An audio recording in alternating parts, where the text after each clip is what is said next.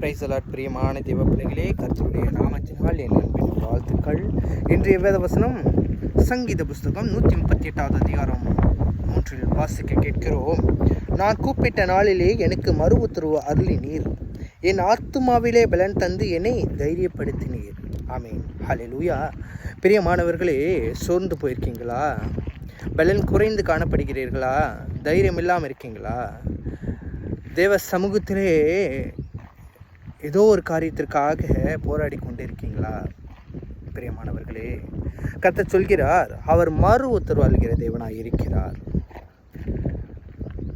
சங்கீதக்காரனாகிய தாவீதுக்குள் எவ்வளவு தைரியம் இருந்தது என்று இப்பொழுது பாருங்கள். அவர் ஆண்டவரிடத்திலே விண்ணப்பம் செய்கிறார்.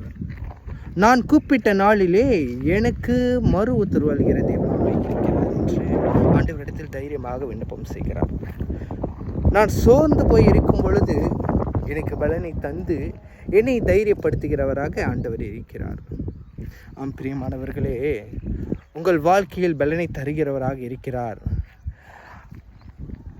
ஆவியானவர் வரும் பொழுது நமக்குள்ளாக புதிய பலன், நமக்குள்ளான புதிய கிருபை, புதிய அபிஷேகம், தைரியம் வருகிறது. நம் வாழ்க்கையிலே துன்பங்களோடு பயணித்திருக்கலாம்.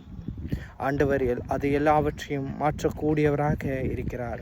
கர்த்தர் தாமே உங்களை ஆசீர்வதிப்பாராக. ஆமீன், ஹல்லேலூயா.